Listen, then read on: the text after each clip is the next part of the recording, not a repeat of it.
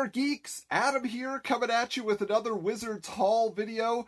Yes, we've got a whole new shipment of vintage Wizard Magazine promo posters that we're going to be sharing with you shortly here. As you can see, I actually already got one of the posters we talked about last time framed and mounted here over at Wizards HQ. Jim Ballant himself actually didn't know this poster existed, and so he was very excited to see his artwork used in that way. So it was fun to hear from him on social media. But another fun thing for you, before we get into the posters, let me do a little bit of modeling here. Oh, how about a Wizards, the Podcast Guide to Comics t-shirt with our new seal logo? Very exciting, right? You can impress... well, me and Michael, yeah, we'd probably be the most impressed that anybody listens or watches our videos.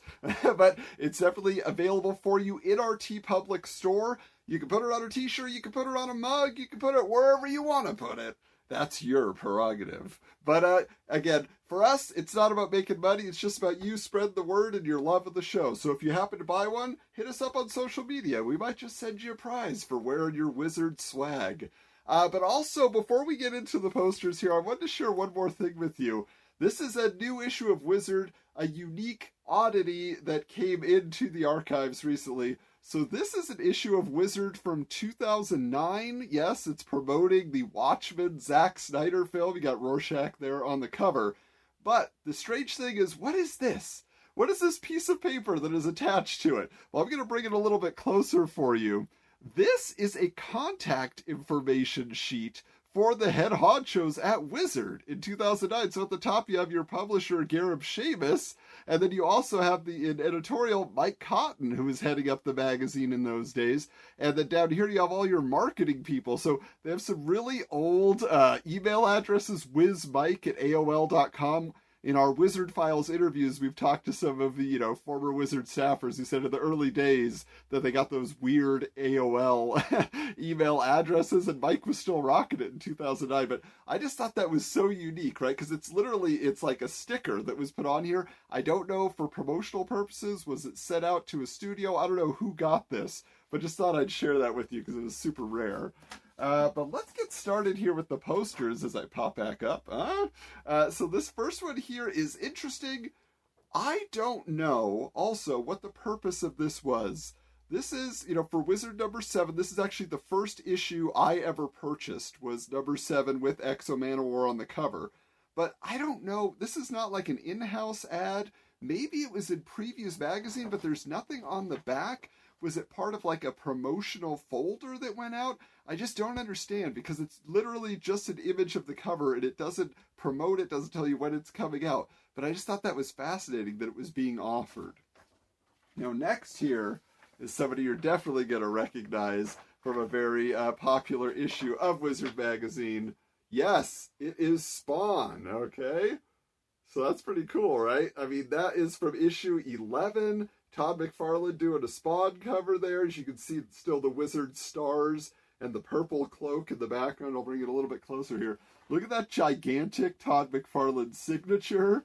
And then as it comes up here, it tells you that you get a free poster and a Spawn trading card in the mix here. But it's interesting because it actually, at this point, they weren't even telling you the numbers. It doesn't say Wizard 11. It's just like, hey, Spawn is on the cover. Todd McFarlane's drawing it. You want to buy it, don't you, kids? Of course you do. All right, this next one, another iconic cover. Yeah, look at this Ghost Rider. Ooh, from issue 13.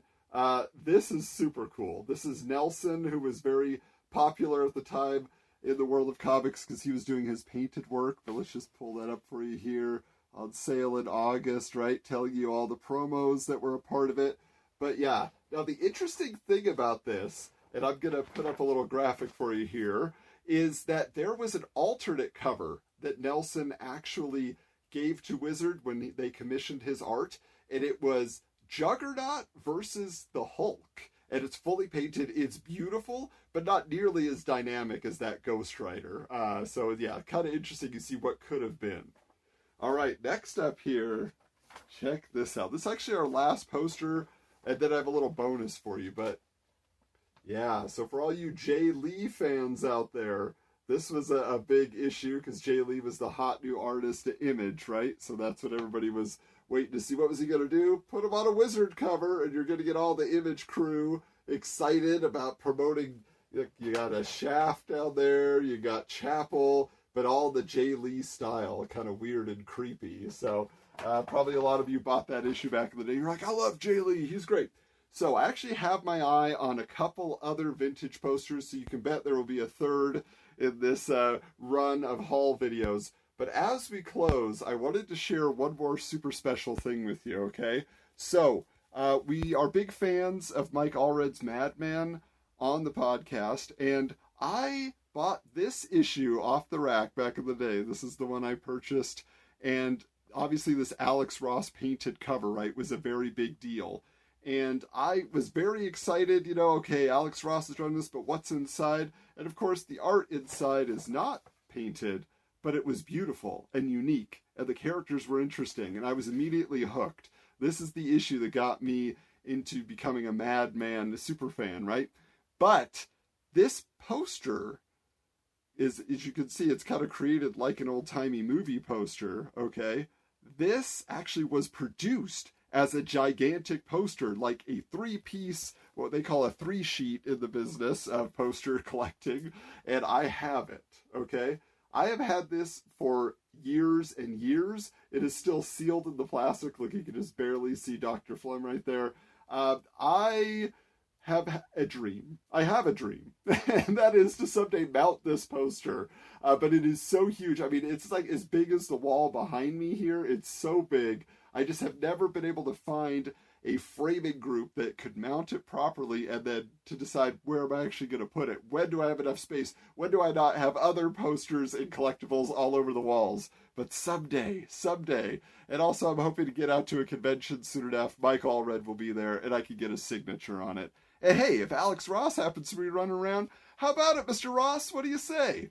So anyway, I just thought I would bring that up and share that with you because that is, again, one of those collectible posters that I've had forever. And I hope that someday everybody gets to enjoy it, especially me. All right, well, thank you for checking out this video and some of the pieces of Wizard history there. And also, remember, go check out our TeePublic store, get yourself a shirt, and any other merch that might be fun for you. And, of course, subscribe here to our YouTube channel and make sure that you don't miss the next video. If you have suggestions for videos you'd like to see, why don't you hit us up on Twitter at Wizards Comics, on Instagram at Wizards_comics. We'd love to hear your memories, but also the things that you would like to see on videos and hear about on the podcast. But until next time, keep your books bagged and boarded.